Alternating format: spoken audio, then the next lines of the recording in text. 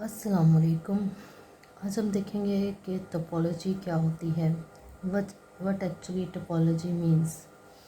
Topology is a branch of mathematics studies properties of spaces that are invariant under any continuous deformation. Continuous deformation क्या होता है, इसको थोड़ा सा explain करूँगी। आप एक बलून लें, अगर उसके अंदर आप हवा फिलअप करें तो आपने बलून के अंदर डिफॉर्मेशन पैदा की। अब बलून के अंदर आप हवा भरते जाते हैं, फिलअप करते जाते हैं, कंटिन्यूस डिफॉर्मेशन करते हैं। तब तक आप हवा फिलअप करते रहते हैं जब तक कि आपको ये ना पता चल जाए कि इसके बाद इसमें एयर फिलअप की तो ये बलून जो है ये फट जाएगा। तो एक्चुअली में हमने क्या किया है, हमने कंटिन्यूस डिफॉर्मेशन की है बलून की, इसे हम कंटिन्यूस डिफॉर्मेशन कहते हैं। कंटिन्यूस डिफॉर्मेशन के तहत अगर ऑब्जेक्ट्स जो हैं वो अनचेंज रहें, इनवेरिएंट रहें, तो उनको हम उनकी प्रॉपर्टीज जो है वो डिस्कशन जो है वो टोपोलॉजी के अंदर हम करते हैं। ठीक है।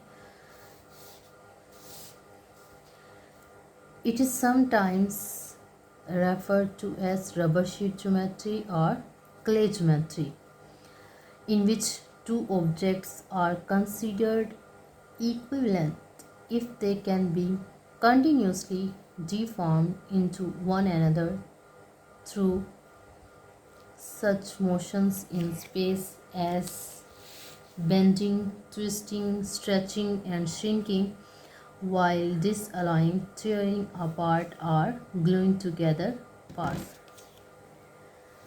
अब इसमें ये देखें कि आपके पास जो है, इसको आप टोपोलॉजी को रबर शीट ज्योमेट्री भी कहते हैं या फिर क्ले ज्योमेट्री भी कहते हैं। रबर शीट ज्योमेट्री क्यों कहते हैं कि इसमें जो है अगर आप एक ऑब्जेक्ट के अंदर कंटिन्यूसली डिफॉर्मेशन पैदा करें और उसके बाद आपके पास एक न्यू ऑब्जेक्ट आ जाए तो वो आपके पास जो है टोपोलॉजिकली इक्विवेलेंट होगा।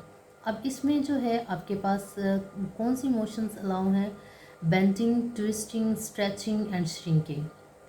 आप जो भी ऑब्जेक्ट ले रहे हैं उसको आप टेयर नहीं कर सकते, कट नहीं कर सकते और उसमें आप ग्लू नहीं लगा सकते। ठीक है। अगर आप कट किए बगैर, टेयर किए बगैर, ग्लू किए बगैर किसी एक ऑब्जेक्ट से दूसरी ऑब्जेक्ट को ऑब्टेन कर रहे हैं तो इसका मतलब है कि वो टू ऑब्जेक्ट्स जो हैं वो टोपोलॉजिकली इक्विवेलेंट हैं। किस तरह से, अब इसको रबर शीट ज्योमेट्री क्यों कहा जाता है। ये मेरे पास एक जो है वो रबर है, रबर टाइप। अब आप देखें कि ये क्या शेप है, ये सर्कल है। ठीक है। अब इसमें कंटिन्यूस डिफॉर्मेशन पैदा करनी है तो इसको आप श्रिंक कर सकते हैं। ठीक है। थोड़ा सा बेंड कर सकते हैं, इसको आप ट्विस्ट कर सकते हैं। ठीक है। इसको आपने कट नहीं करना, यहाँ से अगर आप कट करेंगे तो ये टोपोलॉजिकली इक्विवेलेंट नहीं होगा। अभी आपके पास सर्कल शेप है। ठीक है। इसको थोड़ा सा मैं बेंड करूँ तो ये आपके पास क्या बन गया, इलिप्स बन गया है। ठीक है। मीन्स के इलिप्स और सर्कल जो हैं ये टोपोलॉजिकली इक्विवेलेंट हैं।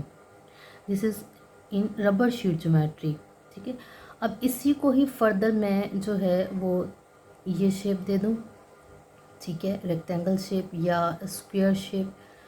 तो इस एक रबर से जो है वो आपके पास सर्कल से स्क्वायर, स्क्वायर से रेक्टेंगल और एलिप्स, ये आप सारी शेप्स जो हैं वो ऑब्टेन कर सकते हैं। और ये सारी ऑब्जेक्ट्स जो हैं, ये शेप्स जो हैं ये टोपोलॉजिकली इक्विवेलेंट हैं, इसीलिए इसको हम रबर शीट ज्योमेट्री कहते हैं। ठीक है। अब इसमें जो है हम फर्दर देखेंगे कि एक्चुअली में ज्योमेट्री से ये डिफरेंट है। Geometry is something different and rubber sheet geometry is something. The main topics of interest in topology are the properties that remain unchanged by such continuous deformation। कि continuous deformation से आपके पास जो properties unchanged रहते हैं, हम topology के अंदर properties को डिस्कस करते हैं कि जो कंटिन्यूस डिफॉर्मेशन से हो रही है। Topology while similar to geometry, topology जो है सिमिलर है ज्योमेट्री के, but topology is different from geometry. किस तरह से डिफरेंट है? Geometrically equivalent objects often share, जब आप कहते हैं कि ज्योमेट्रिकली टू ऑब्जेक्ट्स जो हैं वो इक्वलेंट हैं, तो उनकी न्यूमेरिकली जो मेजरमेंट है, क्वांटिटीज़ वो सेम होनी चाहिए, उनकी लेंथ सेम होनी चाहिए, उनके एंगल सेम होने चाहिए। जबकि हम टोपोलॉजी में ये सब नहीं देखते। टोपोलॉजी में हम जस्ट टोपोलॉजिकली जो प्रॉपर्टीज़ हैं उसकी वो हम देखते हैं, ठीक है। इनको हम नहीं देखते कि उनकी लेंथ क्या है, एंगल क्या आ रहा है। तो इसलिए हम टोपोलॉजी में जो है उसको रबर शीट ज्योमेट्री कहते हैं। Topologically equivalent objects resemble each other in a more qualitative sense, हम इसमें क्वालिटेटिव जो है वो स्टडी करते हैं, ठीक है। अब इसमें अगर आप देखें तो आपने सुना होगा कि कहा जाता है कि डोनट और जो कॉफ़ी मग हैं वो टोपोलॉजिकली इक्वलेंट हैं। किस तरह से इक्वलेंट हैं? अब कॉफ़ी और डोनट, कॉफ़ी मग और डोनट का आपस में क्या रिलेशन हुआ, अब कैसे हम टोपोलॉजिकली उनको इक्वलेंट कह रहे हैं, ठीक है। अब आप देखें लाइक दिस, ये है मेरे पास एक डोनट शेप है, ठीक है। डोनट शेप है, इसको टोपोलॉजी में हम टोरस कहते हैं, ठीक है। अभी हम डिटेल में नहीं जा रहे कि टोरस किस तरह से कहते हैं।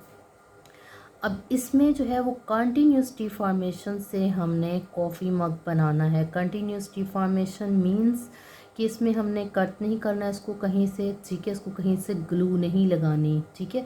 अब आप देखें कि अगर मैं इसको यहाँ से बेंड करती जाऊँ, मुझे जितनी वो क्ले मिली है मैंने वो ली है, अगर आप इसको यहाँ से बेंड करते जाएं, ठीक है,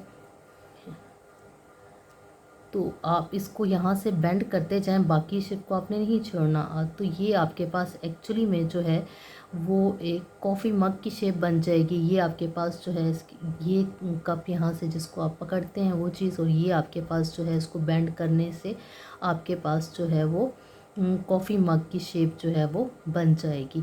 तो इस तरह से आप इसको क्ले ज्योमेट्री भी इसीलिए कहते हैं कि इस तरह से क्ले से जब आप जो है फर्दर इसको कंटिन्यूस डिफॉर्मेशन इसकी करते जाएं तो आपके पास इस डोनट या जिसको टोरस कहते हैं, तो आपके पास जो है ये कॉफ़ी मग में जो है ये कन्वर्ट हो जाता है। अगर आप देखें इसको मैं मज़ीद जो है वो कंटिन्यूसली करती जाऊँ तो ये आपके पास ये कॉफ़ी मग की शेप बन जाएगी। तो इसलिए आपके पास जो है ये कॉफ़ी मग और जो है वो डोनट टोपोलॉजिकली इक्वलेंट हैं कि हम उसमें क्ले के अंदर कोई हमने ग्लू नहीं लगाया, कोई हमने इसको कट नहीं किया, तो ये हमारे पास जो है डोनट से या डोनट से जो है कॉफ़ी मग की शेप बन जाती है, ठीक है।